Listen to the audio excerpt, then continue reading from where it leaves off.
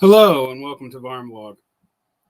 And tonight we're going to be talking about, well, that you're mad as hell. And yes, you are going to take it.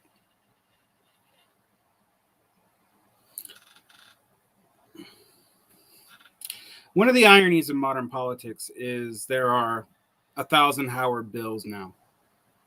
If you don't know Howard Bill, he's the newscaster who gave up, upon reading, nearing a suicidal period of his life, started ranting on television because he thought he had nothing left to lose, thus shocking people and entertaining them by saying things that seem true. Now, the thing about Howard Bill is he's a fictional character. He's from the movie Network, early 70s, a movie that talks about communists being media creations despite their political points. A movie that points out that most of the known world in the Cold War operated on similar geopolitical lines. A movie that makes it where literally someone goes slowly insane while playing the fool to the public, but because it's for entertainment, it doesn't matter at all. Howard Bill doesn't take it anymore because someone shoots him.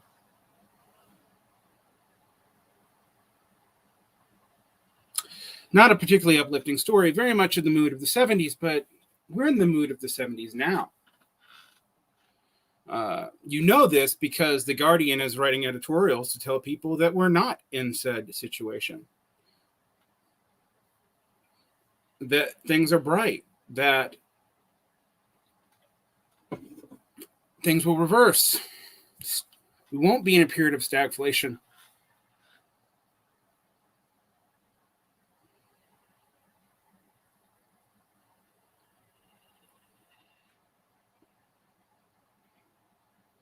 And while all this is going on, of course, we'll be debating whatever comedy special should be canceled or not.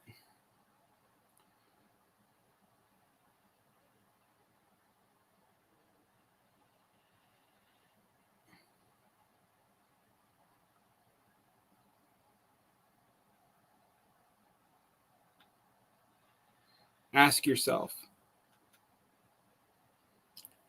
what do you see is likely to happen? Let me tell you a little story about the UK left.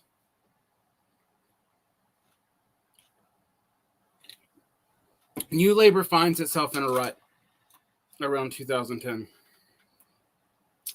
The politics of the UK moves slowly, ever more slowly, towards Toryism. During this time period, the working class boroughs of the North stopped voting for Labour for the first time in 50 years. They're old, they're pensioners, they don't trust the EU. Their wages have been suppressed by the particular relationship the UK was able to negotiate out of the EU.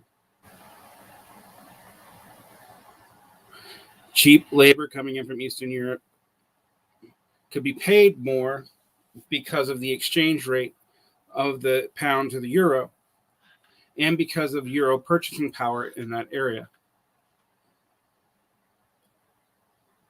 The UK's meager profit margins in anything other than banking, aka rents, was somewhat hidden by this low-wage labor. And labor protections were granted to people who already held decent jobs that were fairly well unionized, but an increasingly large part of the population did not work in those jobs. In this context, there's a minor insurgency in the Labour Party after Miliband, himself the son of a somewhat famous communist, flounders out trying to revitalize Blairite New Labour. Corbyn comes in with an economy modernization that also was dependent on trying to return to the economy and the kinds of productivity that it was in the 1970s. Now, Britain hasn't been a manufacturing powerhouse in a long time. Before it even lost its empire, about a generation before it even lost its empire. So about 10 years before World War I, the U.S. was already out competing Britain on most of the productive capacity market, meaning we were already out manufacturing them from stuff that we basically stole from them.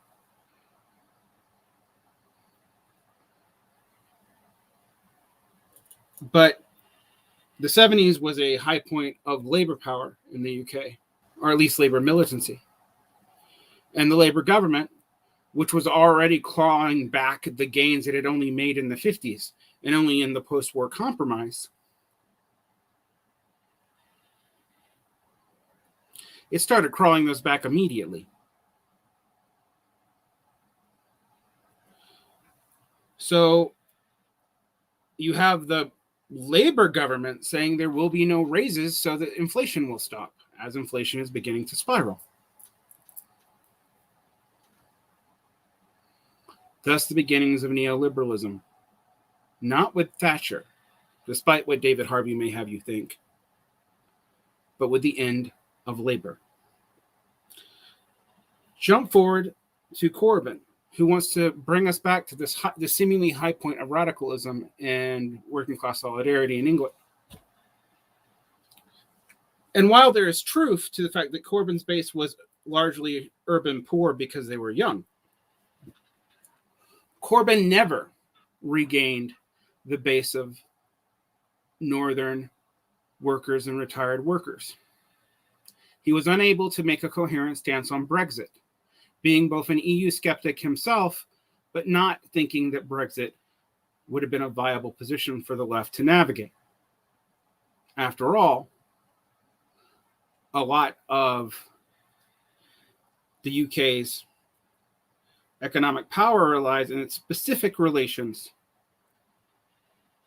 to mainland Europe and to the United States, as it serves as the banking hub internationally for those two worlds to really interface. My Beautiful Laundrette is about England, because what does England do? It washes money.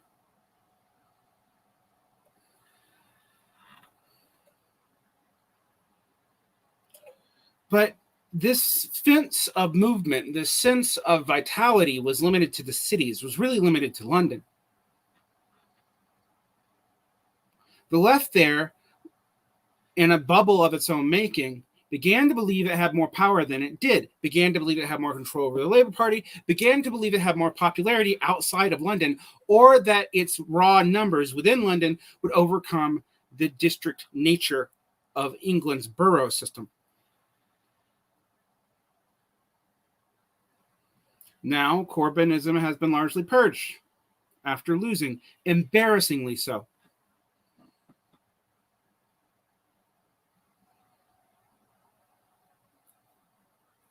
What should this tell you? What should you learn from this? You see, in America, our left, our DSA left, our social democratic left, our Marxist left, our sectarian left has largely been spared because Bernie didn't win. One, Bernie was less popular and already seen as recuperated by the Democrats by 2020. He was popular with younger Latinos, but had no real influence in the Black community, and had already been lost to a lot of the exurban industrial workers in the Northeast, really only appealing to like Latino proletariat who are younger in the Southwest. Bernie carried less of a percentage of the vote against Biden than he did against Clinton. While Bernie's arrival as an opposition candidate even took me by surprise in how far it got in 2016, the left believed in him more in 2020, and he was more disconnected from the actual world. And I don't think this has much to do with the woke or not woke controversies either. This is a media narrative that people give themselves to feel good about what happened and to blame anarchists or liberals, these young liberals who stopped our good Marxist, working class political reformism. By the way, one of the biggest people who pushed that line, Edwin Aponte, is now writing op-eds for the New York Post to make Marxist and Marx palatable to New York conservatives. Sam Criss, a person who once led the charge against Mark Fisher on grounds that he was a reactionary, apologized in 2016 after he was dead, and then now writes for First Things, a paleo-conservative religious journal. Peter Coffin, who ran after Doug Lane for being too reductionist in 2018, is now wearing red, white, and blue leotards and painting his beard and hanging out with Caleb Maupin while talking about socialism in one country. Doug Henwood, who led the charge against Barack Obama, now quietly is stepping out of the praises he gave to the Biden administration, which has been, despite their early rhetoric and seeming concessions to the opposite, more anemic in its response than even the Obama administration was, despite the fact that it's had a much more ambitious agenda. Failures to understand this is a basic failure of game theory. The Progressive Caucus can stall at once. All it will do is cause no bill to be passed, because the Joe Manchins of the world and the Christian cinemas can change parties and the progressives can't. And while Jimmy Dore is right about the nature of a lot of the Democrats' actual goals, after all, what hills are they dying on? It's not free college tuition, which is already a downgrade. It's not even expanding student loan hauling until the economy, expanding the student loan freezes until the economy recovers. That they're giving out some selective executive order assistance that they haven't explained or gone through legislative fiat. No, they're dying on the hill of a carbon tax.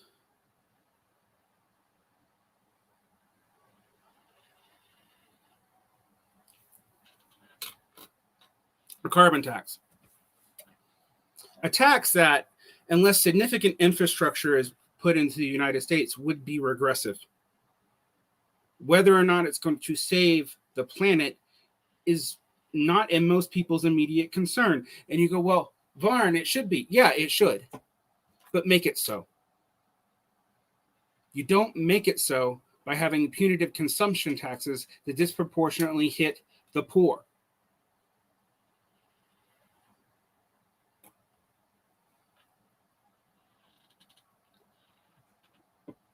You also don't make yourself popular amongst the relatively poor by seeming to tax farm. Whether or not that was the Democrats' intention, and it has largely been dropped out of their bill after insisting that they can monitor every $600 transaction, which I don't even know how the IRS could do. That's another hill they wanted to die on. What was cut without much fight? College tuition for community colleges. Now, that may actually not have been that beneficial anyway, but come on. Expanded paid leave. That's on the chopping wood floor.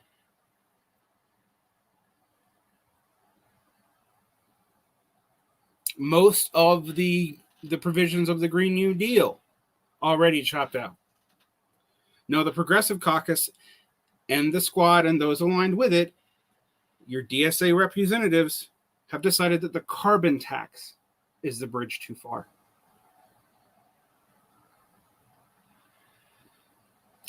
I used to wonder if Democrats wanted to lose until I thought about the nature of their coalition.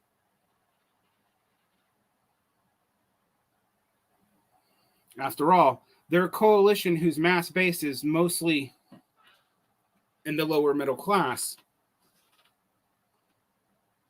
but also whose mass base has a graduate degree and earns over $200,000 a year.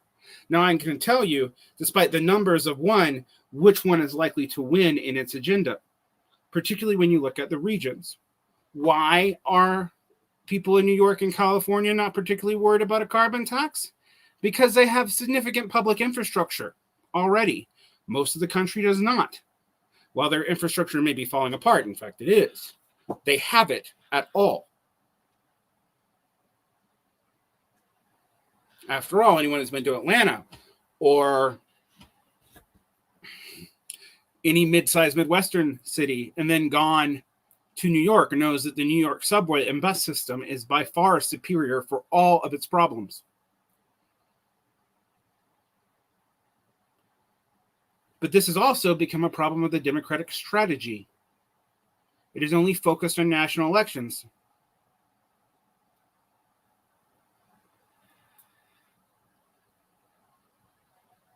What does this have to do with Marxism and class, you may say? Well, in some ways, I broke it down to you, and in other ways, it's not exactly clear at all. For what have the Marxists been doing in their resurgence since Occupy? Building media organizations, standing this and that anti-imperialist cause with little effect while making money.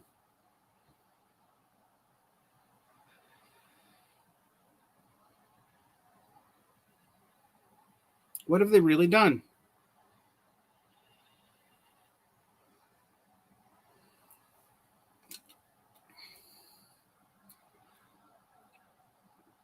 After all, we're in the middle of a strike wave.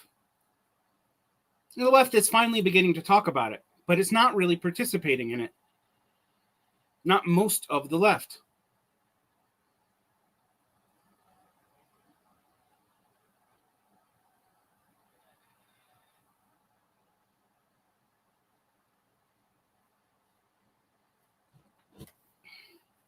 What function has the Marxist left really served in America? See, a lot of people would say they're control oppositions. They're really secret Democrats or something. I don't believe that. But I will say that they've been used by the Democrats the way the Tea Party 10, 11 years ago, 12 years ago, was used by the Republicans as a revitalization effort and an appearance of an internal opposition. Secondly, left journalists, and let's be honest about this, are just as desperate as all journalists are, in fact, more so. And who pays them?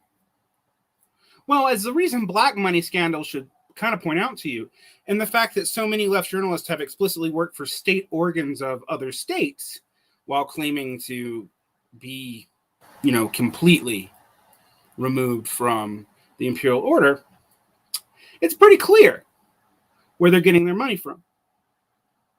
Not probably, some people go work for RT, some people work for Telesur, some people work for wherever. Somebody's also funding these other media projects. Somebody with deep pockets. I highly doubt, actually, it's a foreign government. That's the amusing thing about modern politics. We don't need COINTELPRO anymore. There's going to be some rich interest somewhere who's going to have their own self-interest doing the state's bidding for their own economic competition reasons for the state. It's not a conspiracy theory. The state's not telling anyone to do anything. It's all based on gaming self-interest, and all sides know the game, except largely the political activists who are stooges in it. See, you're mad as hell, and you're going to take it because you don't know what game you're playing.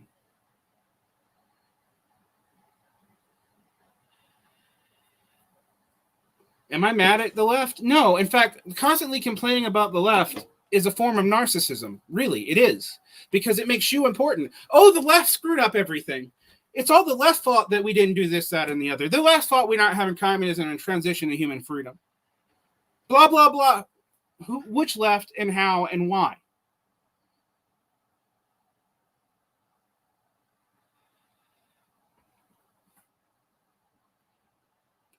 You see, if it's all about the left and you're part of the left and why you're complaining about these idiotic assholes, but the left's the real mover of history, so you're still important. But the reality is, by yourself, or even in these small enclaves of even 100, 200,000, you're not that important. I don't say that to make you feel small. I say that for you to look at the reality that the left has played in the last 10 years. It's not that the left has screwed everything up. It's that most people on the left have been out of their league the entire time and refused to look at it, instead of made excuses or ran back to nostalgia. Pick your nostalgia. 1917, 1950, 1930.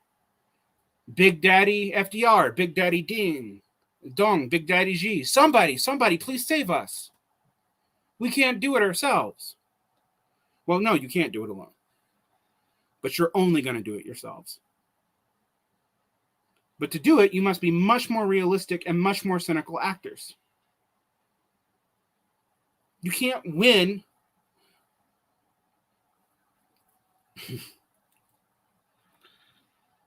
playing checkers when the other person has got a gun aimed at your head. And the idea is not talking to regular people. I think that's a good point, though. There are plenty of people that do that. That's not the issue. Right? Look at legislation for the past 20 years. The plebs don't matter.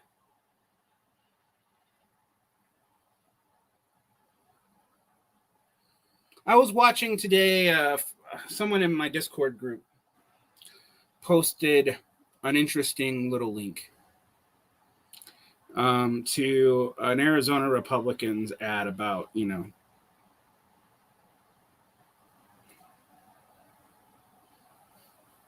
that's because it's a cult.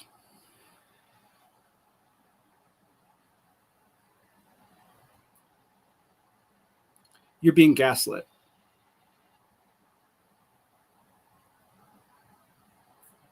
The Trotskyists have been perpetually positive about their chances for 100 fucking years. They're declining worldwide. The ones that are growing now are growing off the decline of others, and in relative numbers, Trotskyists are still declining.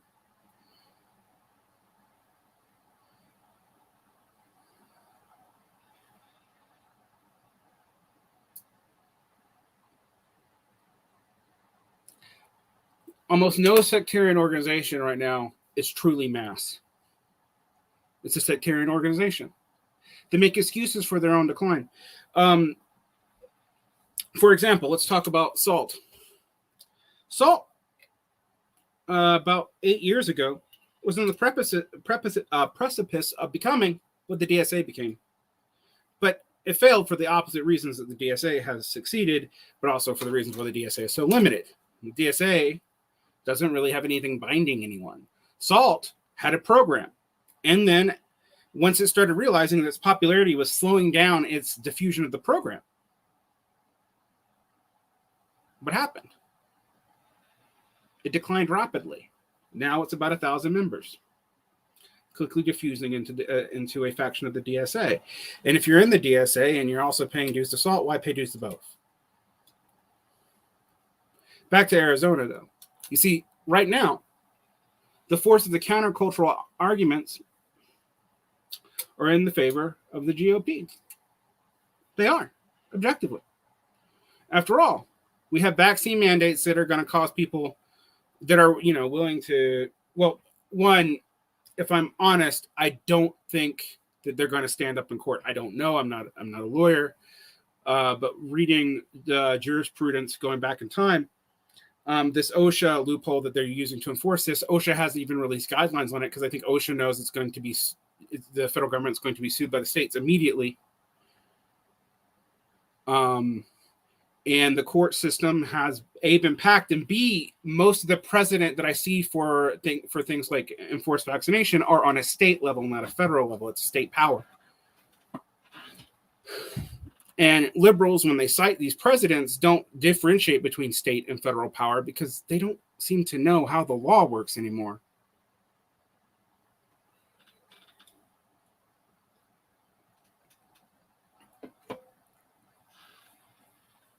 The state presidents have stood up historically, but not the federal ones. There aren't federal presidents for this. That's the interesting problem. We don't know.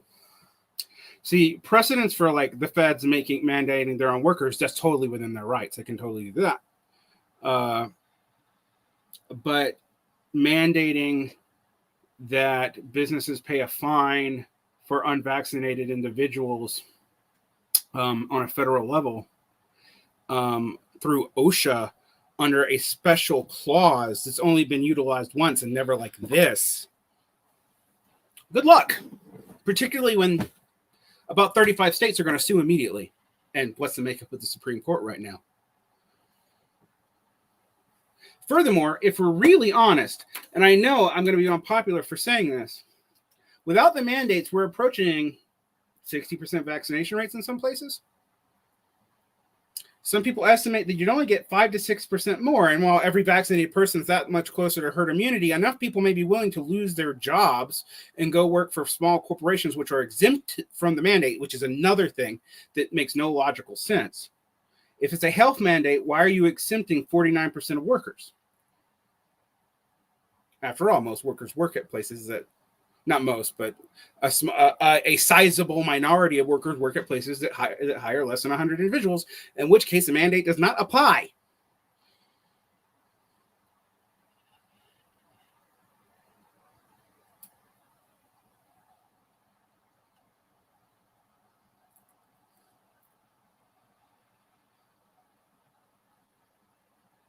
Furthermore, the exact health and religious exemptions, which are federal law and will stand no matter what, are not really clearly stated. Democrats chose to die on this hill. Now, okay, I could buy that, but then they also chose to not extend the unemployment.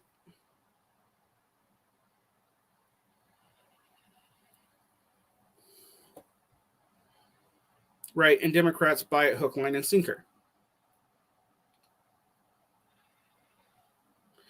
Look, I am pro-vaccine. I want everyone to know that right out. All right? But I've been aghast at how information has been handled. This insistence on benevolent misleading coming out of the feds and the CDC, and not taking action, but also stating the risk and the unknowns clearly and regularly because they're afraid of people latching on to the unknowns and not acting, has actually hurt their credibility a lot. Now, I've been told that I am naive for thinking that people can be trusted with such decisions, but these are people who also claim to be socialists and thus want the democratization of the workplace, but don't trust people to when presented with accurate information, make the right decision, which eventually most people in the U.S. will. I would have loved for there not to be a rapid disinformation campaign on this. But we've known it was coming because this has been politicized for a while before COVID.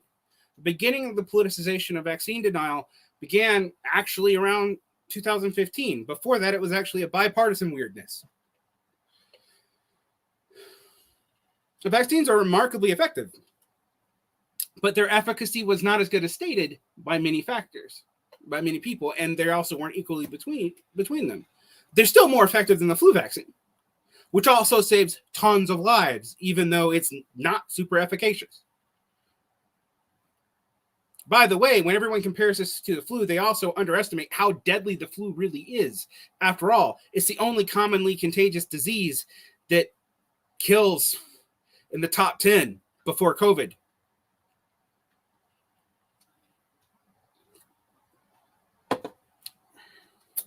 The flu just normally kills the young, the sick, and the elderly, people we don't really pay that much attention to.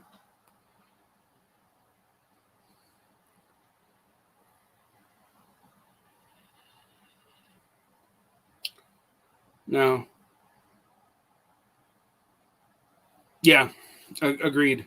Their ability to block infections looks like it declines within about 6 months. Particularly in the case of the Pfizer and the Johnson & Johnson.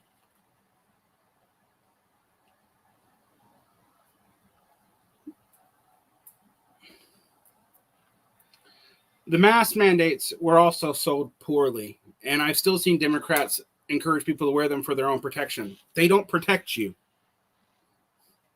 They protect others.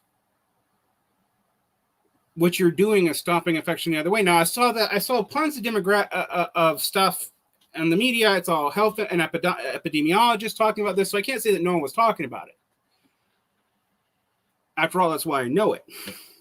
But what I can say is that the messaging and the way people interpret it is wearing masks for their own protection, but masks for their own protection need to be at least of KN95 quality.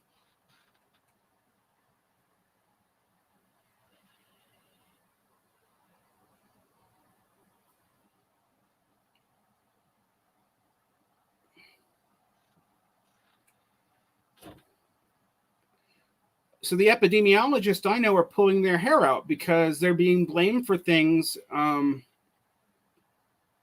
that aren't even things they're actually advocating, because of the way they're being implemented by agencies under the auspices of the federal government. And when the federal government comes up against them, like on the booster shots, like there's been quite a debate over the extent of which the booster shots are necessary, or how efficacious they'll be, if they'll accelerate mutations, etc. They may work. Who knows? I don't know. I don't think many people do, because that's why we normally take 5 years of testing before we release this. I mean, and release vaccines, because you need to know these cycles normally before we do it. We're learning as we go in all cases.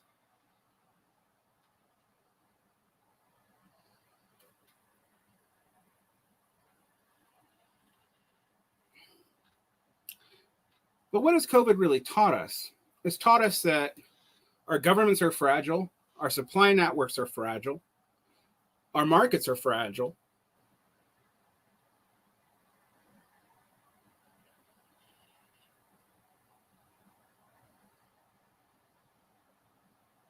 Our epidemiological knowledge is fragile. Our profit margins are low.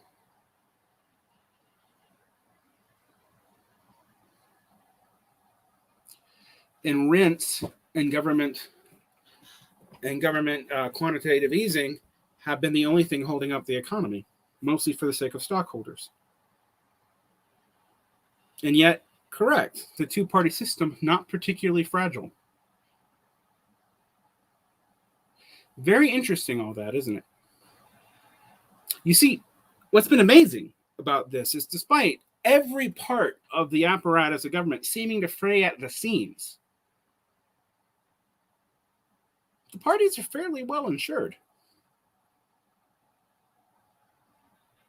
2 internal insurrections in 10 years, the Tea Party, which eventually morphs into Trumpism, the DSA, which is now morphing into whatever the hell it's morphing into, a mixture of being normie Democrats, weird jingoist socialism, and some Stalinism, apparently. Biden Norton talking about how the FBI used anarchists to destroy the left, while ignoring the fact that the RCP, the Panthers, the CPUSA were all crawling with feds in the same time period. After all, Aoki was running guns for the feds under pretenses so they could raid the Panthers. And the Panthers, by their own admission, in fact, this is what destroyed them and made them paranoid, were full of feds. But Ben Norton, it's the anarchist's fault. Which is the same thing, by the way, Edwin Ponte said, too, a year or two ago. Just from a different variety. And no one's asking where all this money is coming from that all these left organizations seem to have. I asked a year and a half ago, how did Gloria La Riva get on most ballots in the U.S., given the money it takes to get on a ballot? She got on some ballots that the PSL couldn't get on, even though she is the PSL's candidate, and Howie Hawkins couldn't get on.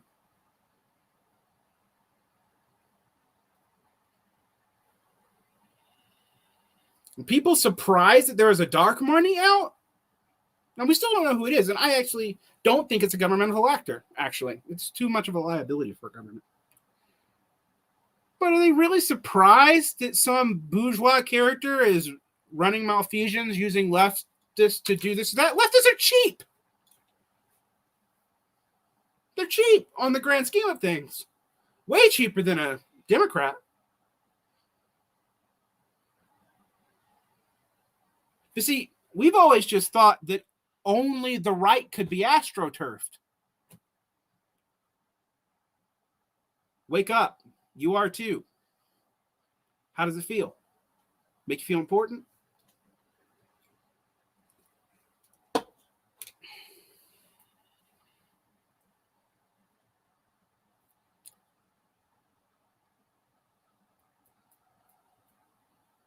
See, you always follow the money on the other side, but not your own.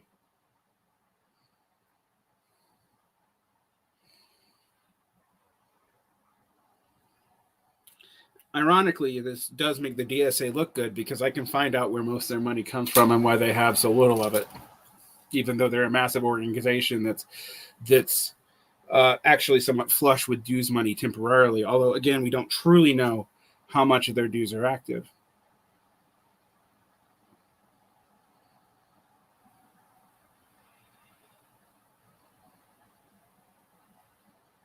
You have to prove something to name names. You would have to know where the dark money's coming from. See, I don't know. I just know that it's there. And now it's undeniable after somebody was clearly using Wells Fargo to clean money to give to these organizations. But no one really knows who it is because of the laxness of our own internal laws on reporting.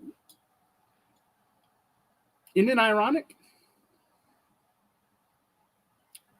While sometimes I'm able to get good approximations because I can trace people back to some charitable organization that has somebody else funding things. Like in the case, I have mentioned Ron Unset's funding on both sides in Israel, and we can find out Sheldon Augustine. A lot of this stuff, because it's not in electoral politics, doesn't have to report the same way.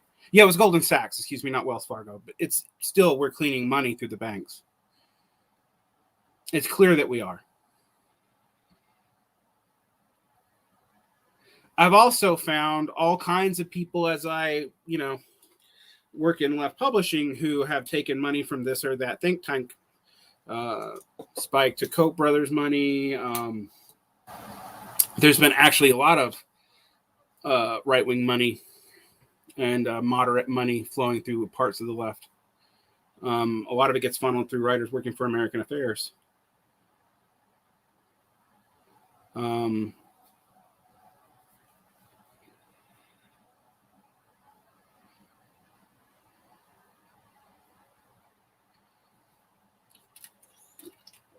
A lot of small organizations, I can say this because I was in one, were funded by Louis Project.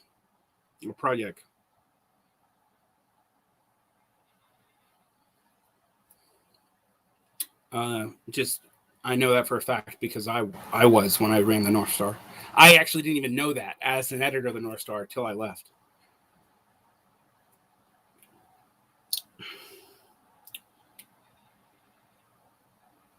But a lot of these groups have more money and access than their Patreons and Kickstarters or whatever, and their member and their dues should allow. Now, class traders exist, but if there's this much of this going on, something's up. Particularly when we're so not efficacious. Like, people aren't supporting these groups because they believe in what they're going to bring about, or they give them more money, frankly.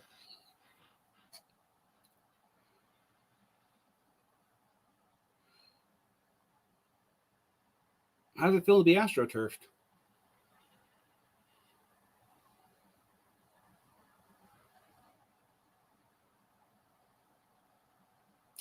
This is also why you'll see the left media sphere, from BreadTube to whatever, move to some kind of position backing someone for hope of patronage. I mean, the politics of BreadTubers seem incoherent when you think about it in terms of theory, but they're perfectly coherent when you think about it in terms of patronage, attention, and getting eyes on yourself.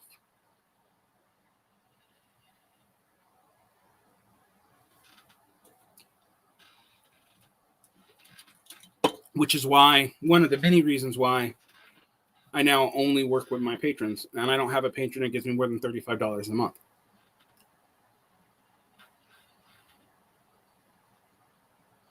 In fact, I'll tell you what I make from this podcast. I make $740 a month, which I lose about $50 automatically from people canceling right before subscriptions, and I lose another $100 to all the fees and equipment and stuff. And then I split it with my producer, Paul. So we make about between $250 and $300 each a month. That's just being upfront with you.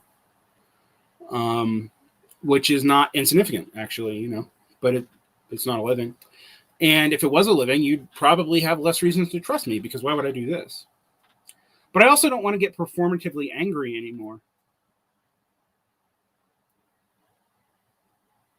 I was thinking about the Howard Bill problem. And I thought about it, not so much in terms of what happens here, although some of my most popular videos right now, way most popular videos, are videos where I'm basically having a semi breakdown on camera, yelling at people. It's not healthy. It's not good. And I don't know how it really helps even when I'm telling you the truth, I don't know how these theatrics really help my politics at all. And I thought about that a lot. People are watching because they're entertained. And they might agree with me, but it doesn't change anything that they do. It was a minutes of entertainment. It's the Howard Bill problem. Thought about that a lot. I thought about what it meant.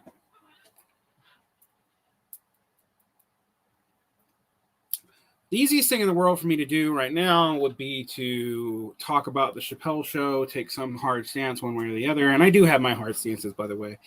But canceling comedians while the world burns is not really going to help much.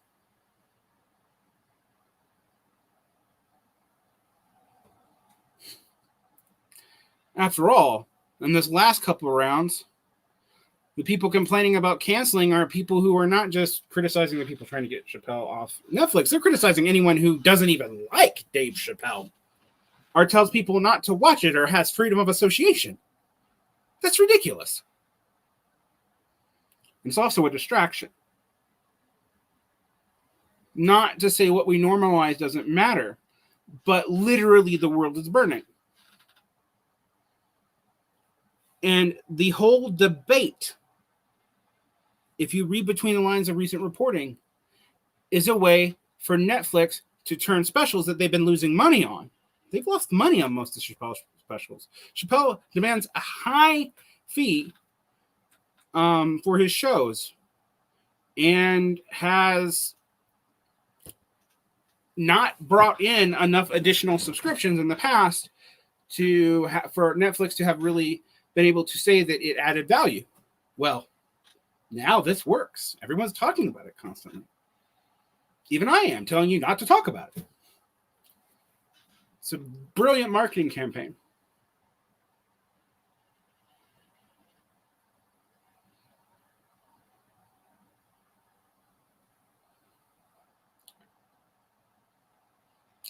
At the same time, they could run Squid Games, which is a good TV show. Very realistic about the exploitation of the economy as a metaphor, but also is recuperating your dissent and commodifying it again.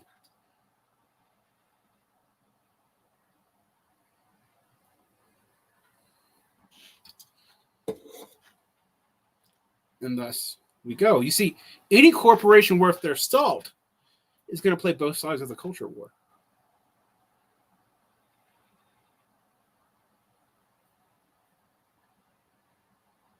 Oh, this has been a thing since the 60s. In fact, I got mad once at Boots Riley for saying that the MFA was a CIA production. The program here's book is actually good on this, and I can explain what I mean. The CIA, or actually the OSS, funded a lot of arts programs to break up radical arts communities in major cities and get them out to colleges and tie them to the university. Totally true. But the CIA also funded the opposition to those very programs. You can read The Counter-Revolution of the Word by Al Filreis. It goes into this and documents it very well, that there were people coming to protest modernist art expositions as communist, where both the artist and the protesters of the artist had unknowingly taken OSS and CIA money.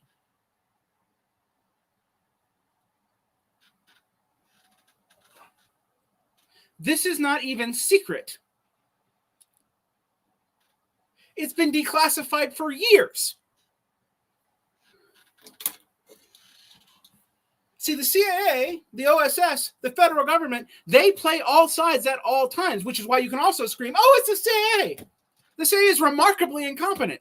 Its competence comes from the fact that it just gives money to everyone.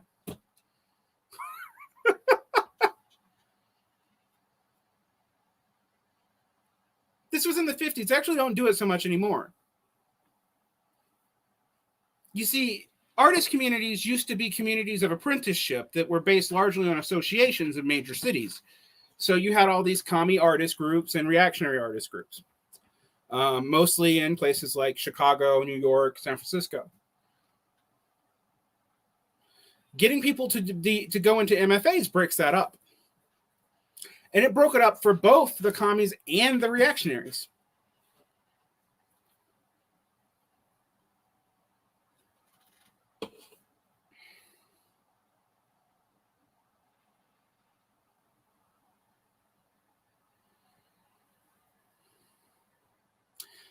Now, people are right. They don't even need to do this anymore. They just need to incentivize the private sector to do it through certain kinds of tax breaks and tax incentives and tax sheltering.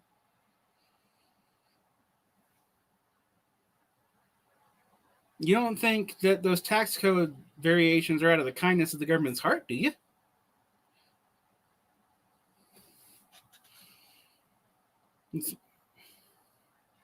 Think about it.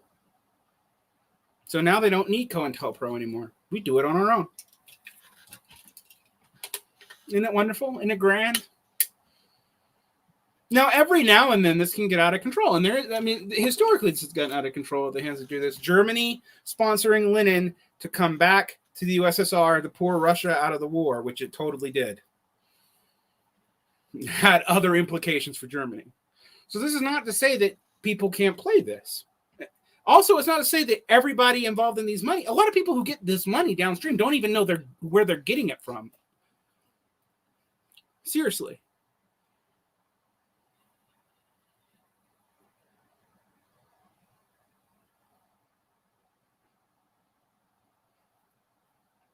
But all these left podcasts, a lot of them have rich patrons. They have to.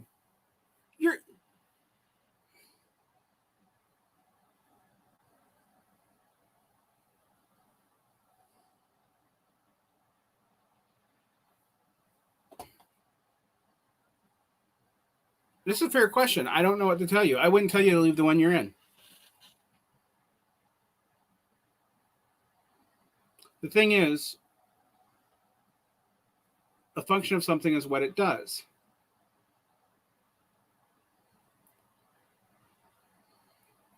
What do most of these sectarian organizations do? Some of them are harmless. I might say they're cults, and what I really mean is they're just not effective.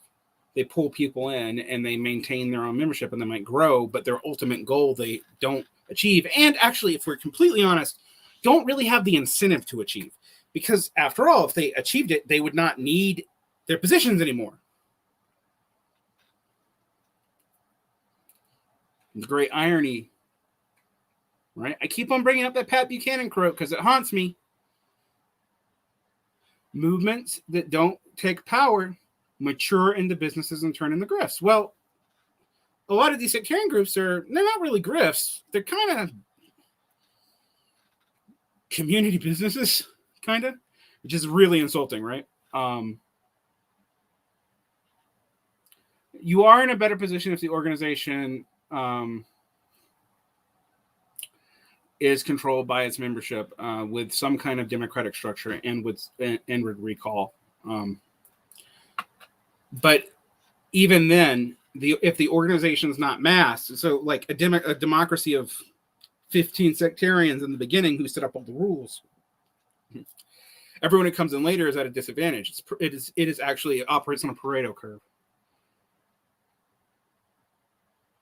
I've actually seen it happen in organizations.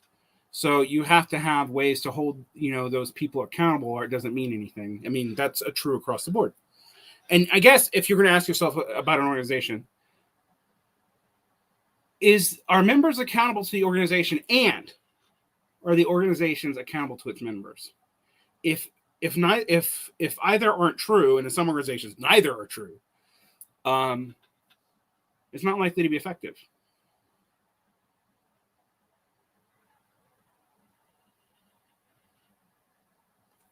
It's just true.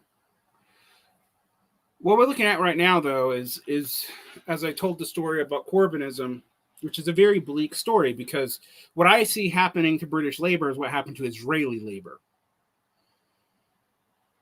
And it's particularly given to happen because it's a parliamentary system. Eventually, some second party, probably not the Lib Dems, who are seen as traitors to everybody, is going to start eating up the labor vote like Labor ate up the Liberal vote as opposition to the Tories. And with the Scottish National Party and the other national parties also pouring people away from Labour,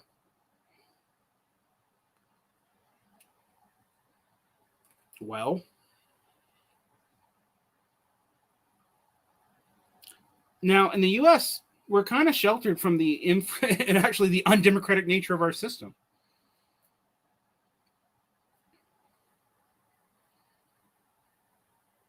I mean, we really are.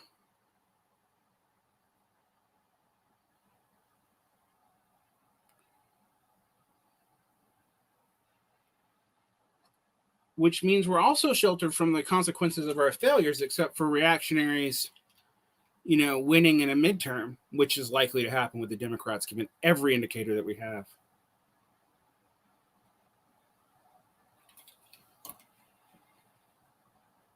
Who knows? We might see a real Lexit party eventually, or an E2 remainder party, or some nonsense like that.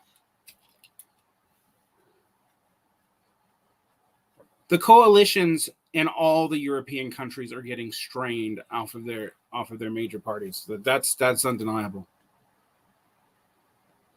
Yeah, I totally agree. UK labor in the UK has been demoralized, and it's now being balkanized.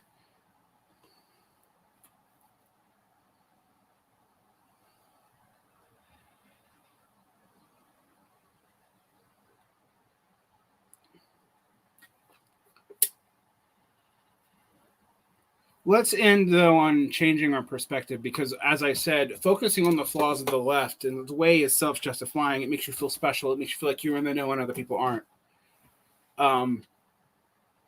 Here's what you need to do. You need to know that any organization you join, you're going to be in a slog in that organization right now. You just are.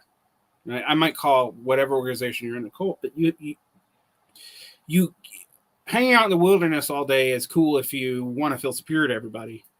But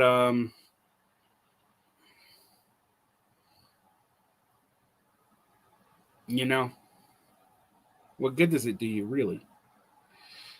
The electoralism is clearly not a pathway in the current situation. It maybe probably never was, honestly, but it really isn't in the United States. So what are you going to do? One is people need to stop using their politics as a justification of their identity, a justification of their self-validation, a justification of their moral framework. And they start needing to actually build coalitions with people who are different from them. How do they do that?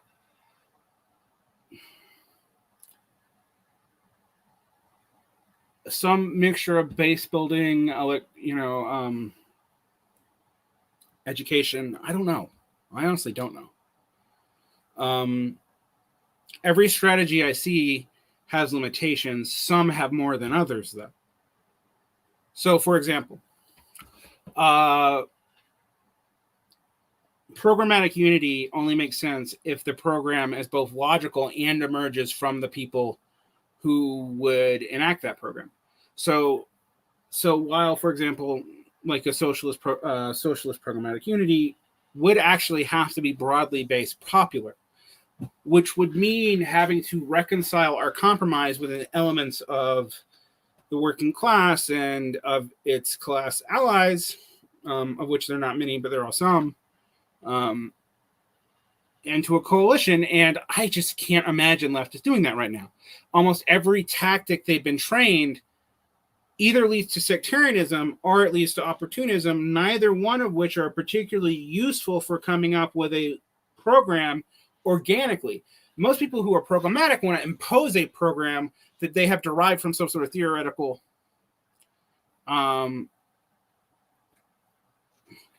axiomatic framework. And while there are certain things that are non-negotiables for socialists, and they have to be, there are other things we have to be realistic about. Like, how do you deal with the fact that the rural poor have real grievances against the urban, sucking up most of the resources and being dependent on their labor? This was a major problem for the USSR too. Now, the USSR, the early theorists of communism, actually knew that was going to be a problem. Bordiga wrote about it, but not just Bordiga. The early Soviets wrote about it. They talked about the abolition, not of town and country, because it was necessary. Right? It was necessary to equalize relations of resources and to get everyone invested in all parts of the system. Now, this is even more important now because we're destroying the climate.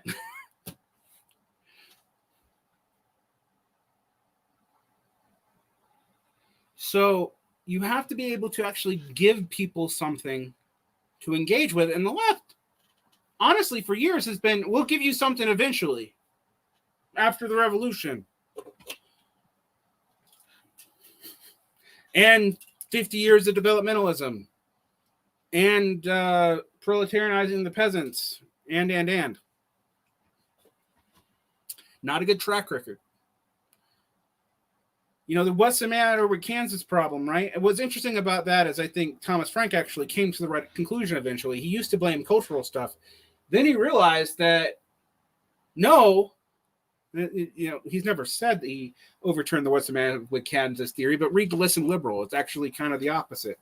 Liberals have not delivered on anything. So if you're not going to get anything anyway, then culture war stuff at least makes sense to fight on because, well, you can win.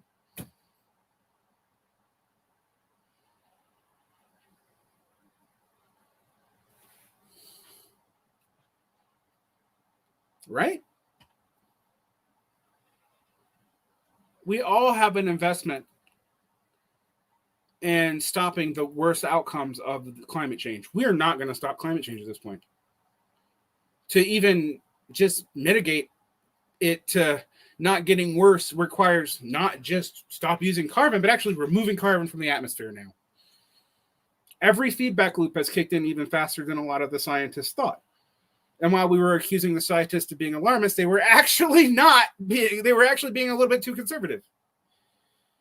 So if you can't deliver aid to people right now, you can't build coalitions for these things in the future. And right now, can the Democrats or our coalitions with the Democrats of the DSA do much? Honestly, can even most of the unions, I'm not saying all the unions, yes, there are unions that are socially unionized, yes, there are unions that do more, but let me tell you a story. This is true, right? Of the media leftists I know, I'm the only one who's like kind of really involved in union work. I used to be a rep. I'm very close friends with a person who works for a couple of different unions, including the teachers union, but also he works with the Teamsters union representing UPS. You know, he's professional, but he's not one of the professional organizers who are mostly, frankly, lobbyists. His job is to interface between them and the uniserves and the various elected reps from the actual unions. And he told me a story about the Teamsters, and the Teamsters is one of the more radical unions, but the Teamsters and the UPS actually suggested to deal with the Christmas break.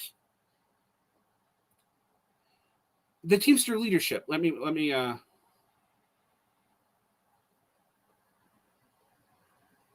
the Teamster leadership. All right. This is the Teamster leadership. Specifically suggested to UPS that they use gig workers in their own vehicles to reduce workload for UPS workers during the Christmas Valley, and they suggested it, and it was put in the contract, and the Teamsters not only signed it, but the few Teamster National Committee members who opposed it were booted off the negotiations team. Now, there are locals in the Teamsters that are more radical than even like the UA.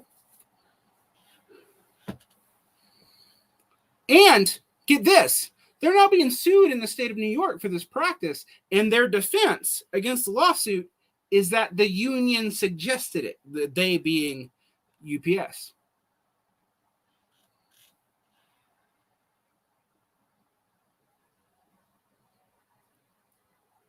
Jacobin won't tell you about this.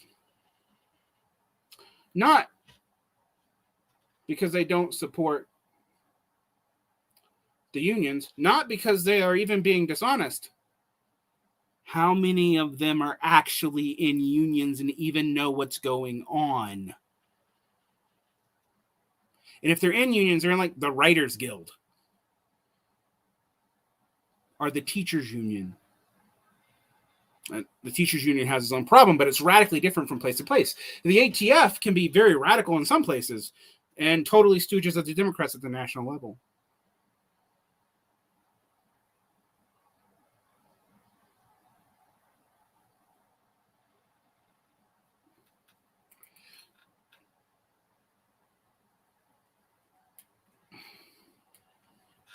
Okay. Chapo did an episode on Teamsters that was pretty critical of Teamster leadership. Did they tell you that story? Because to me, that's more than being critical. That's a union scabbing on itself.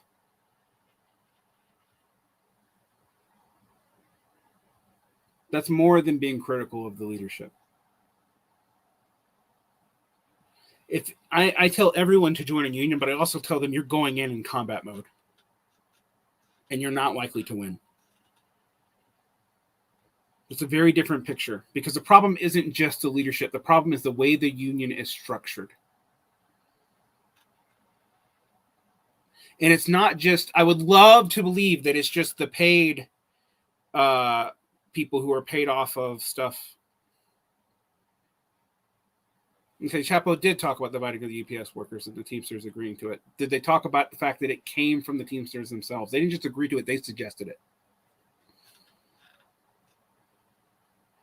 I don't pay to listen to Chapo because I don't pay to listen to rich kids in their 40s. If my dad worked for the New Yorker and I was, an Ivy League graduate at a partner show, I would probably expect people to be a little bit more successful.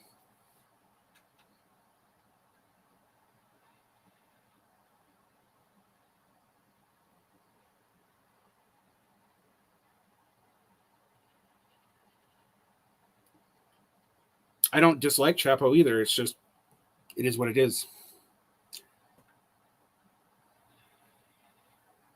It's entertainment, though. You see, even this is entertainment. What are you going to do about this? I tell you this. What are you going to do about it? You going to go join a union? If your workshop, if where you work isn't unionized, should you quit your job and join a union? No, you should not. Don't salt if it's going to be against your long-term benefit. Salting, by the way, is a practicing of entering unions to radicalize them and entering workplaces as unions to turn them into union shops.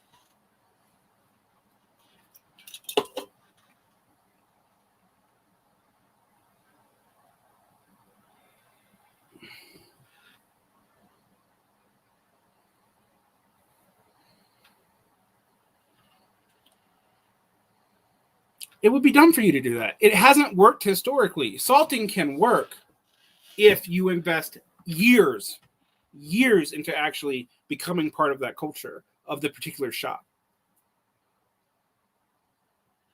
But most salting doesn't. I mean, most people don't have time to do that. Most unions don't have the resources to support that.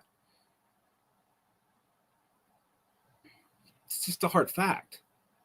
There's a reason why the unions have not been as successful in the 20th century, and some of it's the leadership, some of it's the fact that their upper level divisions are basically lobbying organizations. Some of it's the abandonment of social unionizing and doing more than at least trying to skirt around Taft-Hartley and you know, and this, that, and the other. But let's be honest. The three places that unions are most successful are government, employers, because they are still kind of operated like factories because there's one negotiating organization. It's really hard to unionize franchises and have it be effective. Even if you get the union, they usually aren't particularly effective because there's too many different groups to organize with. It's really hard to unionize government workplaces in a way that's super effective either, because unions in government workplaces have lobbying organizations. They're actually really hostile to even having hostile, you know, oppositional negotiations.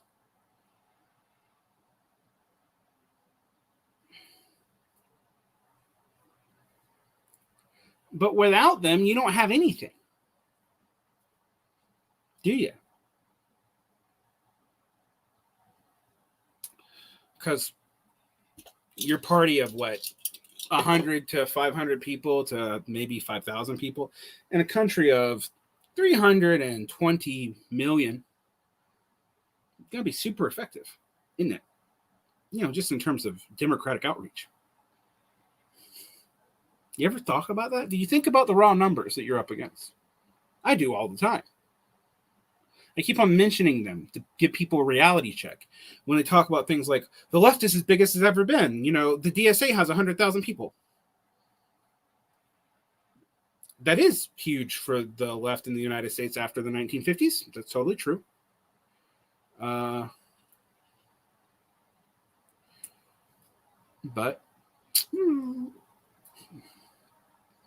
do your scale math. Actually, it's kind of impressive what they do, even with that, you know, with that limitation when you think about it that way. But then why are they allowed to do it, really? Right? Why don't the Democrats really, really fight the DSA? Because they do when they actually start taking like local power in a real way. Why don't they? Same reason why the Republicans didn't really fight the Tea Party. In it. Because the internal opposition gives you the appearance of momentum and debate and change. But if we're honest, the Democratic Party is kind of the most unified it's ever been. Yes, there's a progressive caucus that's mucking up. Yes, there's two moderate senators. But that's, frankly, this is the most unified. Look, compare it to the supermajority that Barack Obama had in 2008.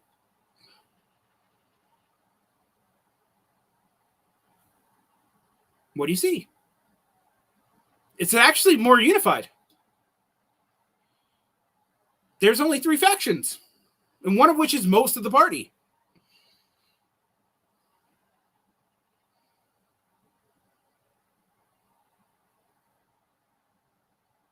The other factions exist. Well, the right faction exists because they're in areas that they can carry, but they could not possibly win under left policy for whatever reason, because left policy is undeniably urbanocentric right now, hence things like the carbon tax, and not worrying about infrastructure for a lot of the country. I mean, they are worried about it, but they're not really worried about it. Like, look at the hills they choose to die on. Dems can lose those seats, and they'll go to Republicans, and they won't have any. They will lose their congressional majority. So the right actually strategically just has way more power because of that point. The left, what's going to happen to them? I mean, most of the progressive caucus come from districts where like a shoe with a D on it would win.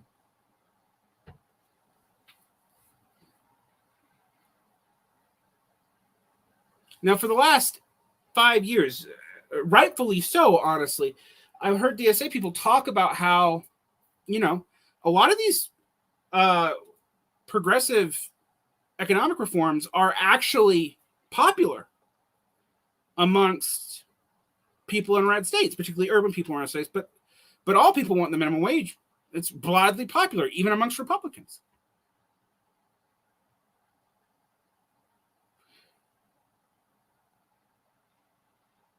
And yet, that doesn't translate into victories for very long. So some of it's signaling, but a lot of it's the fact that if we ask people, do they think the Democrats will deliver on those policies? I think they'd rightfully say no, the same way they'd say that about labor in the UK. So their lack of faith in the Democrats, while it undercuts the ability of the Democrats to make progressive change, is systemically and pointedly rational. It is not actually against their self-interest.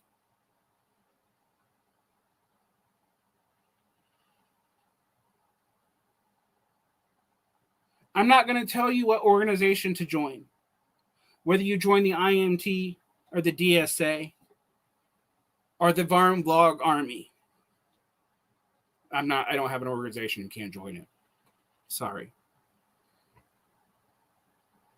If you think you can make a difference in the organization that you are, and if you think you can contribute to it, and this is important, no matter how culty I think an organization is, if they give something back to you, all right? You have a relationship to the organization. The organization can demand a lot from you collectively. It can. But if it doesn't offer anything back, it is maladaptive and parasitic to belong to that organization.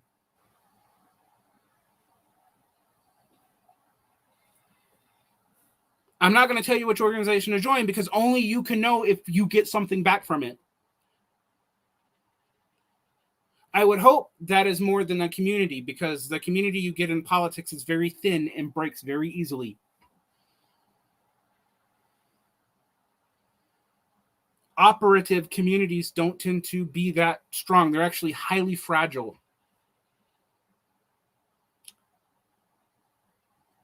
If you don't know what I mean by operative community, this is something I've talked about a little bit on the Patreon side of things, so I'll share it with you. This is not my idea, by the way. The idea that communities are based solely on what they do, on their immediate instrumentalized. What should you get back? You tell me. I can't make that decision for you.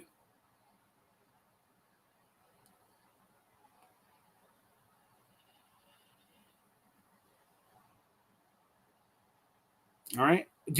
Will your union help you with the labor strike? Does it give you a decent, excuse me. All right. Well, that was one thing actually, but a valid one. Does the political group you're organizing with actually help you organize your labor situation? Does the political group you're with actually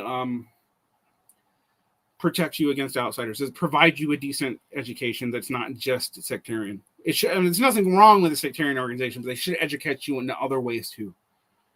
Right? They should be giving you at least skills. At least skills. Because if you can't get, you can get skills from your job.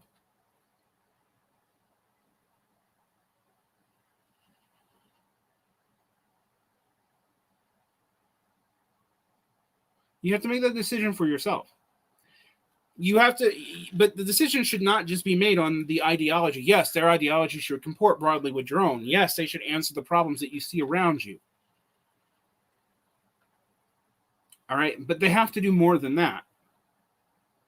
Because otherwise, you're just a dues vessel for a revolution that's never going to come. Because it hasn't came.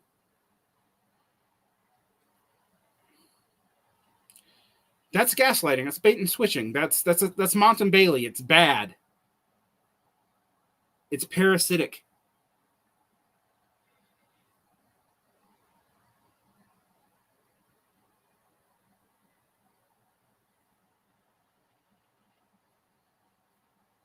People who think they find comrades for life in left groups generally haven't been in left groups very long. It can happen, but it's rare.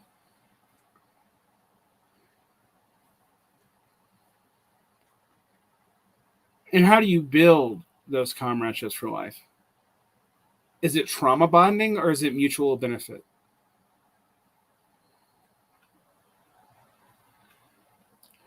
All these things are things that you really have to decide. And I'm not going to make the decision for you. I'm not the guru. I don't have the answers for you. But I'm also not going to tell you that there's nothing you can do because, while, yes, you're mad as hell and you probably are going to take it, you shouldn't. You really shouldn't.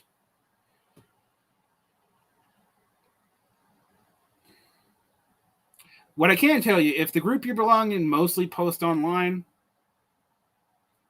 not a community. Probably not really political either. Or it's political in the spectacular sense.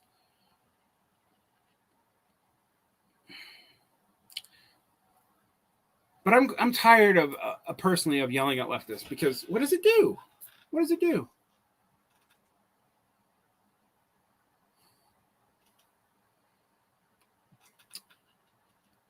All right, I can tell you all day that the collectivism versus individualism debate is dumb. That individuals are created by their collectives, and collectives are created by aggregates of their individuals. And if collective loses sight of its if its collective self-image no longer helps the majority of the people in the aggregate that makes it up, it's a maladapted collective for the people in it, and it's parasitic. I can tell you that, and it's true. It is not really a debate between the individualist and the collective. This is a nonsense liberal conception in the first place. The two concepts are dialectically dependent on each other, and you see it in the way people actually act. I lived in supposedly highly collectivist societies in East Asia, and they were collectivist in superficial ways. But in some ways, people were more self-interested and more self-image focused. Literally more. Like there were mirrors everywhere, and everyone was preening all the time, and not what you would expect for a, quote, collectivist society, right? And conversely, look at the most individualist parts of the U.S. What do? They get caught up in mass hysterias. That's the most collectivist thing I can think of. They're maladapted mass hysterias, too.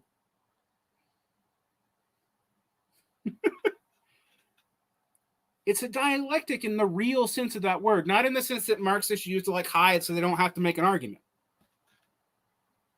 It's that, in a way, because of how human identity formation works, these things show up in other places. Okay, I am mixed on death strikes. I would tell people, if you can find legal support for them, try it. But if you can't provide legal support for them, you have to be like a rent strike, a debt strike, whatever, has to be even more massive than a workers' strike, because basically you have to have enough debt that the company's actually going to take more losses than it would lose by making a deal with you. That's actually a higher ratio than it is to stop production. That's why they're not super effective, except in kind of super liberal states where there's a lot of protections for consumers. So they were effective in small debt holding things in the early 20th century. They were very effective, and even in Spain. And they were, and also in New York. And they've been effective in modern times in places like Canada and the Netherlands. But they haven't really been that effective in the United States. It has to be millions and millions of people all at once, coordinatedly on specific things, and it's really hard to do. So if you could pull it off on a mass enough scale, then sure. I don't know that that's immediately on the horizon.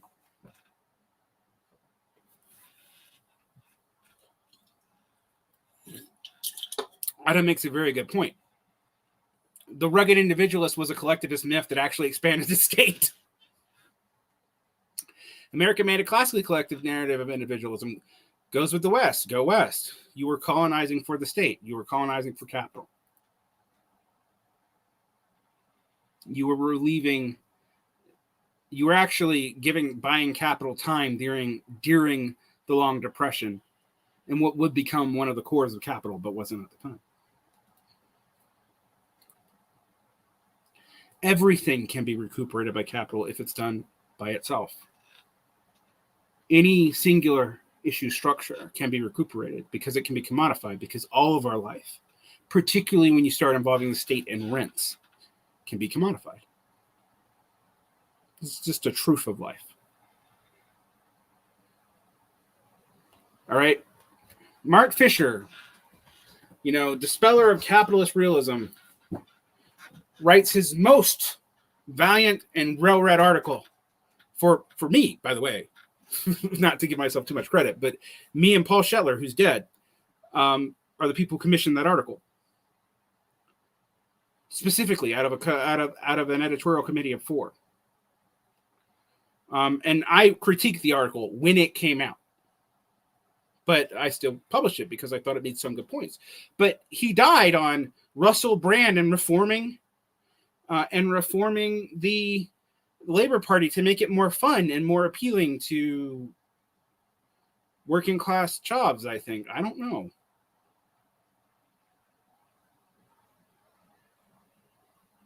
What part of the left do you think is the least maladaptive? Okay, that's actually that's a fair point. There are some things we're actually good at. We are not terrible at communities of care, believe it or not. Yeah, I know. I butcher everything from other countries. Even though I've lived outside of the U.S. for a fourth of my life. I view other languages. I view the English language with contempt. I think I view communication with contempt. In my most reactionary moments, I kind of think leaving the trees was wrong. Yes, Fisher supported Russell Brand. It was what the Vampire Castle article was actually written for. That was the context of the article. Hilarious, if not tragic, given what was going to happen in the next 2 years. Fisher's depression spiraled out. Zero Books, which he was not even a founding member of, he was just the most famous member of, has the original editorial panel ends in dispute. It leads to Doug Lane and then me and Ashley and then coming on.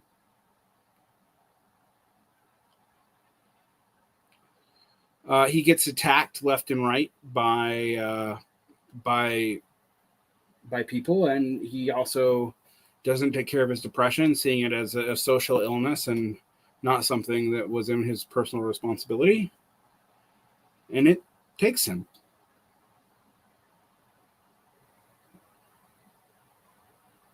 It took him.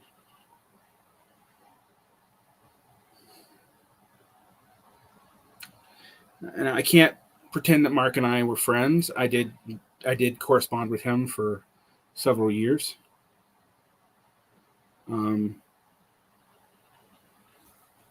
No, I mean, I commissioned the article. I know what Fisher was responding to.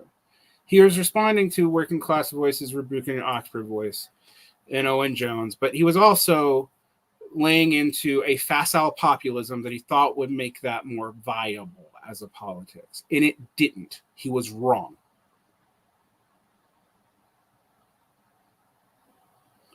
See, what he didn't realize, what he didn't think about, was that the very British notion of class that he had, because, by the way, we interviewed him after that, we being Doug Lane, which I helped set up after the Vampire Castle, I'll say. And he was talking about what he meant by working class was not the Marxist sense of working class. It was the working class of your origins, not your actual position in society, which is a very British way of looking at class.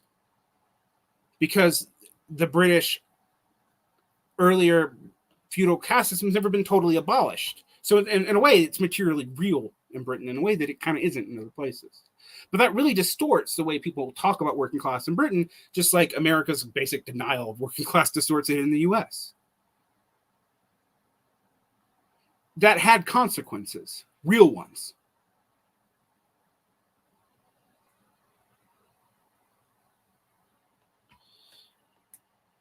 No one can accuse Fisher of always being coherent. I've read all of his works now. He was not.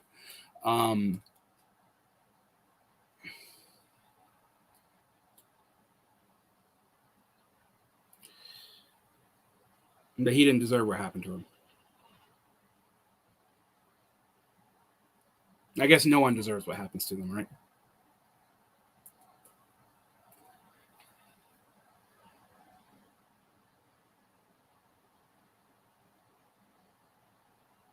Poor bastard. You know what's funny? I'm only 41 years old. Well, I'm not even 40. I'm going to be 41 in 2 days.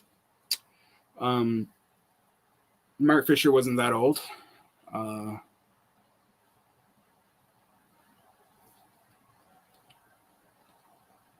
The problem is a bad dialectic will lead to bad answers. And I mean, like, he was contrasting a post-structuralist etiquette police, but he was also guilty of embracing post-structuralist thought himself. Read his work. He's inconsistent because of it. Sometimes he talks about Marxist class theory. Sometimes he doesn't. He's highly, highly inconsistent. He didn't think Marxist class theory really worked, and he said so. Go back, look up the Dias Soap interview with him. He says it explicitly. Anyway, what I was going to say, though, and what's more important, well, maybe not more important, it's just sad. Louis Project, Fam Beam, Paul Shetler, and Mark Fisher all were involved in that article. And some other people, Matthias Krull, who's kind of a third worldist who was also a climatite. Who else was on? Dario Kosanovic, who started Ritual Magazine, which 1,000 bad ships were launched out of. I mean, ironically, one of the people who got canceled by the British press for trying to interview Judith Butler, an acquaintance, Jules, came out of Ritual Magazine, and so did a lot of leftcom groups, and so did Atasha, the weird primitivist who celebrated Mexican terrorism.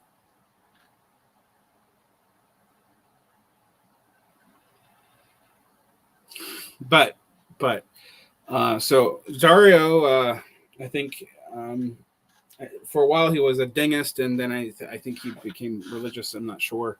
I saw a bunch of Christian stuff posted on his Instagram. Matthias is still doing Matthias' thing, which is economic research, quasi-Maoist stuff. Paul Shetler and Louis Project. Well, Louis got back control of the North Star under the deal that he pick a new editorial team and keep up all of our articles. Fam Beam disappeared, as far as I know. He's still alive, but I haven't heard him politically at all. Paul went on to work for the UK and Australian governments as a tech consultant, and died really young. A year, about 2 months before COVID. Louis died of cancer this year. Mark Fisher killed himself. Dario depoliticized. I think only I and Matthias are doing what we were doing, and we don't even like each other anymore. In the meantime, Doug Lane was the last man standing at Zero Books and became the publisher. That's the honest history of it. He was hired to be a podcaster for them, and when most of the editorial staff left, he became the publisher because no one else wanted the job. All this, I got brought on after 2 years of feuding, and I have left. I'm no longer associated with Zero.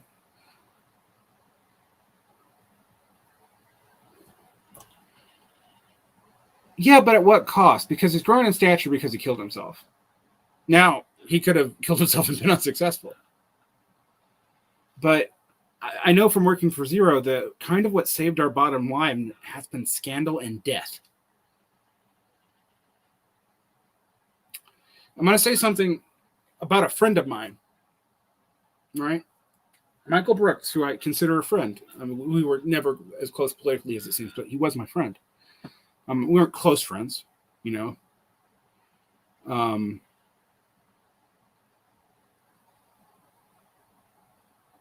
But His book was not doing well until he died. It was stagnating. And then he died, and the sales went through the roof. It's very morbid to realize that as a publisher, one of the best things that can happen to you, one of the best things that can happen to your cultural commenter is the commentator dies tragically.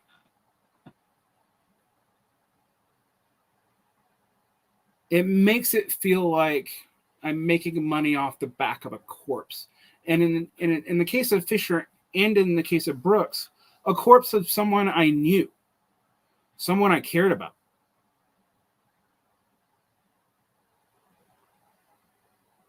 I've never been totally okay with it. I do think Fisher succeeded in his role as a cultural commentator. I really do. And I think that's a fair assertion. But I don't think that's what he really wanted. He wanted to actually change things, and in which case he hasn't. But who has?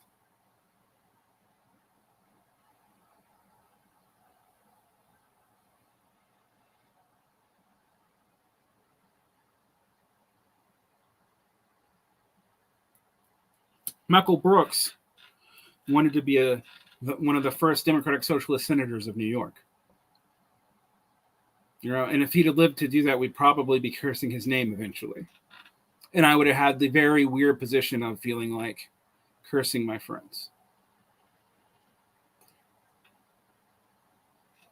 The thing about cultural commentary, the thing about entertainment is people still kind of like blood sacrifices.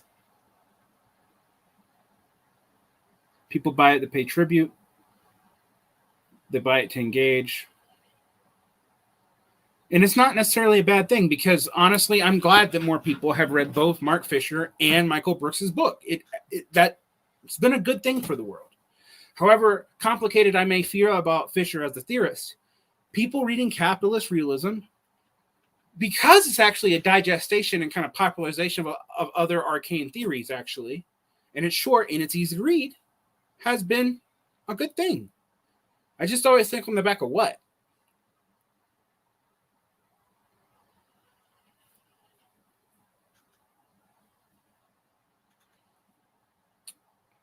I'm both an artist and a political commentator.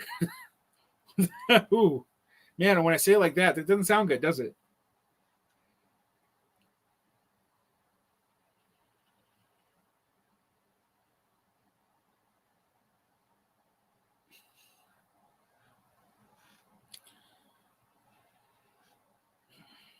I miss those guys a lot.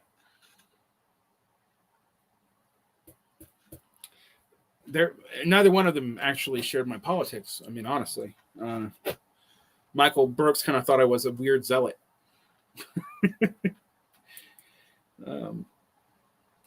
Because I told them that once I told him that, even if Bernie succeeded because of the inability to have changed the base of the Democratic Party, that it would be a failure, but maybe it would be a useful failure. And he thought I was insane. We don't know. We never got to that point, right?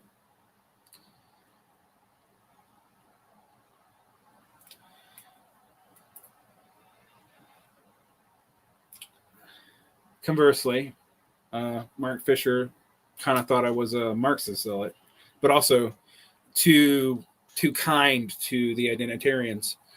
When I wrote my critique of Fisher, I told him, well, I wrote about intersectionality theory and I talked about the legal theory, which I think is fine, versus its incorporation with standpoint epistemology, which actually comes out of Marxism, a weird deviant form of Hegelianized Marxism via Lukács, but it comes out of Marxist feminist appropriations of Lukács and the idea of consciousness being epistemologically relative to your position. And in the weak form, it makes total sense. And in the strong form, it's insane. And I wrote that as my response to him. And I was like, so, I started off with the quote. You can look it up if you want to. The website's down, but it's on my blog.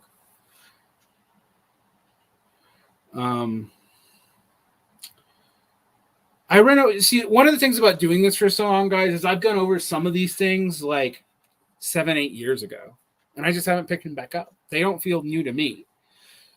So sometimes you have to remind me to go over it.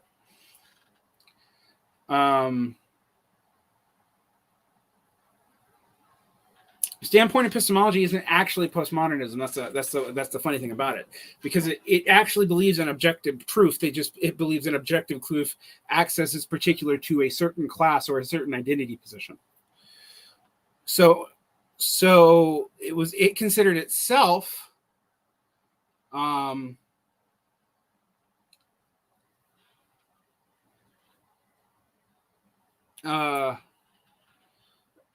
anti-postmodern, but when we look at it now, it seems a lot like postmodern. Yeah. I'll tell you something else I told Brooks once. I told him that he was the only reformist hack that I actually half believed in. I told him that to his face. I told him that to his face in Idaho. And it's true, actually. He was the only reformist hack who I kind of believed in. I don't know. I feel more conflicted about it now.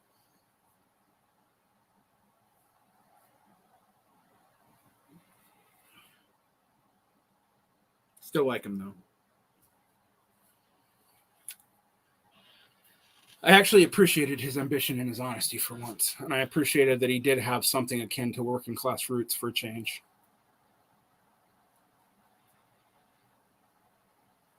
And he was funny. He had problems. Everyone has their problems. I'm an anger addict. Michael Brooks had his problems too.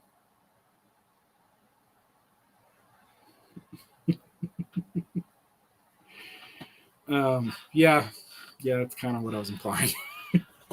I'll flash this up.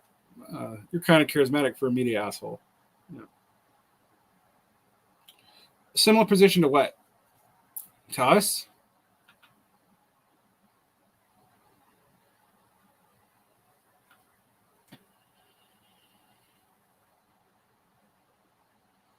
I forget who it was, but someone said they wanted to get to the point that our weird left feuds mattered for something other than social posturing. Yeah, it would be nice, wouldn't it?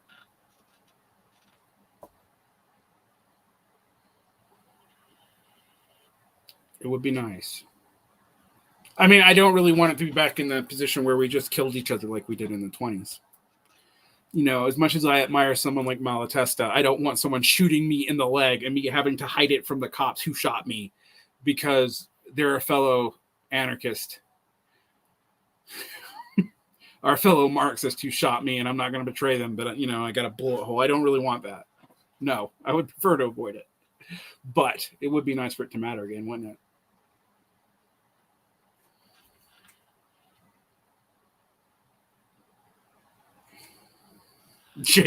I'm just looking at some of the names. You guys are making me laugh. I'm not in a morbid mood tonight, actually. I'm in a particularly good mood with, I just got frustrated. I just read all the Democrat news, and then I was like, where's the DSA on this? You know?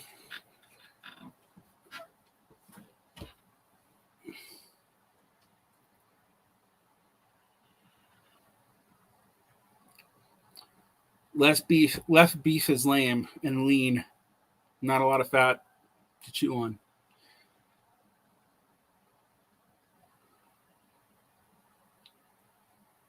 I have some things to say that I think will upset some people about Marxism's role on this, frankly.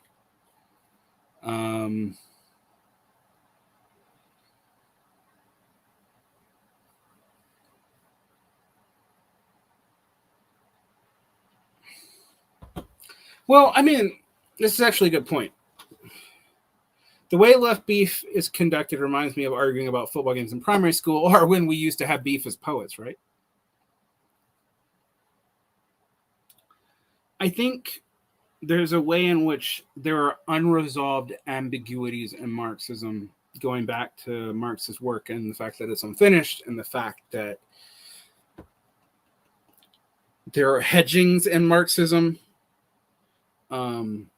that have led to all kinds of maladaptive strategies that we can justify in the text of our great illustrious leader who's been dead for 150 years. And what's funny about that is I got to that point by being a Marx purist and being like, we just got to go. We got to understand Marx. We got to understand Engels. We got to just go back. We got to start from ground zero.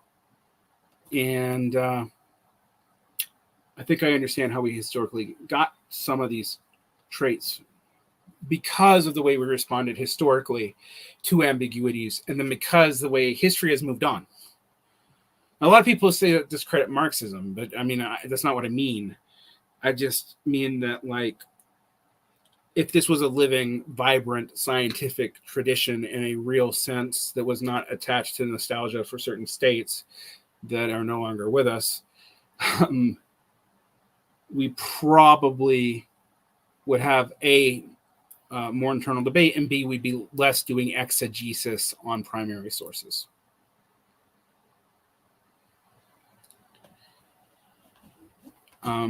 And some of that is in hedging that Marx and Engels did about, like, general and in the last instance, and these kinds of wordings are even stuff like the tendency of the rate of profit to fall, which I think is both objectively true, but it's actually one of the things Marx argues for the least compellingly, even though it's true. So it's like, you know, and also it was assumed in classical economics for reasons that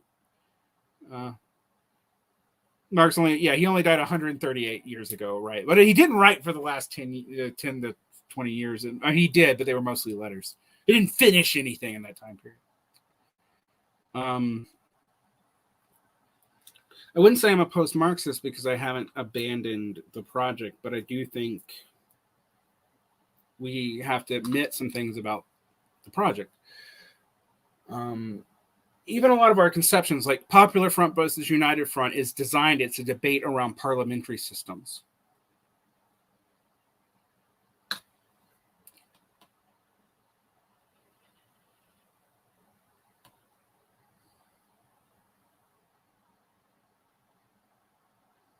Right? Like, and the elaborations of Marxism into coherent, you know, worked out worldview Marxisms were partly because some of it was unfinished.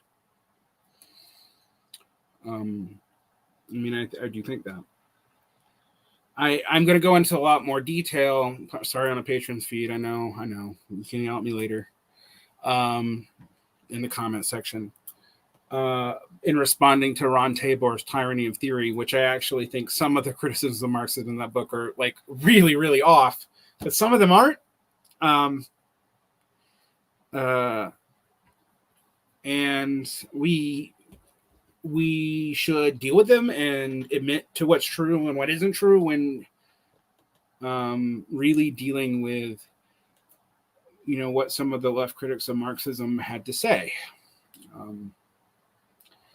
There is a way in which one of the reasons people double down on Leninism is because, like, on most things of actual politics, Marx doesn't give a lot of guidance on what kind of organization, like, you should be a part of, how working class coalitions work. The actual guidance he gave on non-European, non-capitalist societies being able to piggyback on capitalism and avoid capitalist development didn't happen. It was explicitly rejected by Plekhanov and thus Lenin.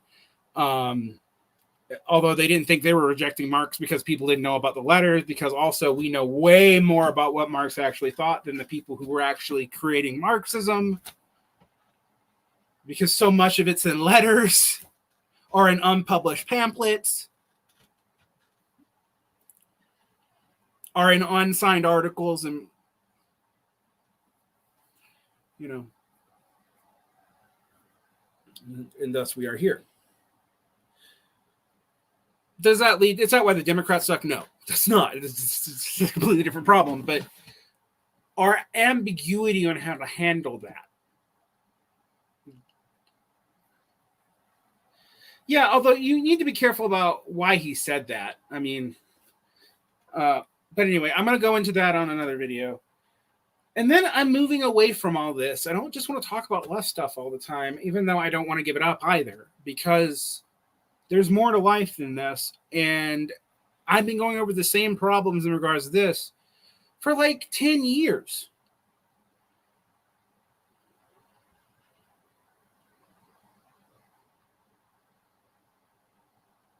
You know, it'd be great if we had a general strike for healthcare. It'd be great if people knew what a general strike even was.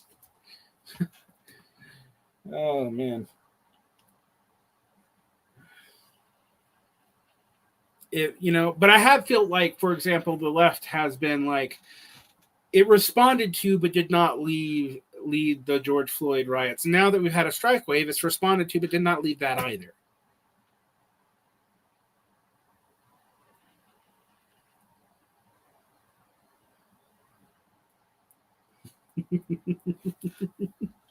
This is true. I hate to admit it's true. I'm gonna pop up spiritual manlet, who I usually use as a bête noire, but I think this is a true comment. If Marx admitted he was hedging more, his work would have been a lot less poetical. Yeah, I think that's kind of true. It also would have been a lot less abstract.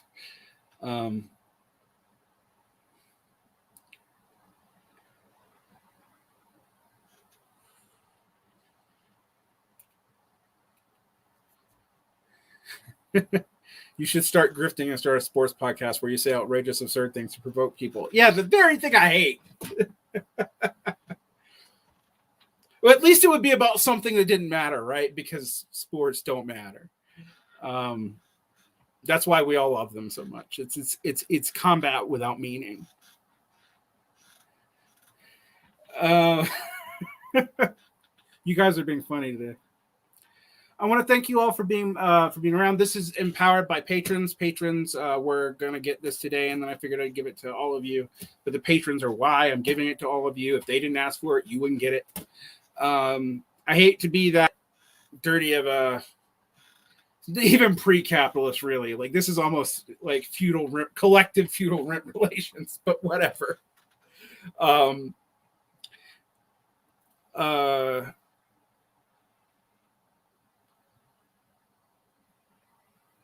And I enjoy when you guys interact with me like this. Particularly when I'm not ranting and foaming at the mouth, which I know a lot of people love. People are like, Angry Barn is Best Barn. Angry Barn will have a heart attack at 42. All right? Angry Barn needs to chill out. I do actually have a sense of humor, despite rumors to the contrary.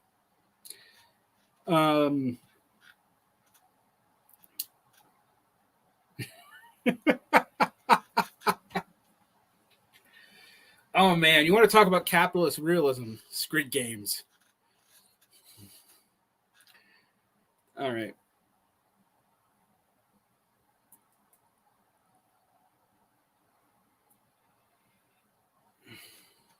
Take care.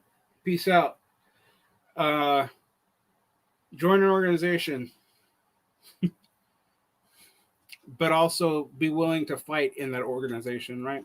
And I'm not telling you to join a party or whatever, but you need to do something with your time, if nothing else.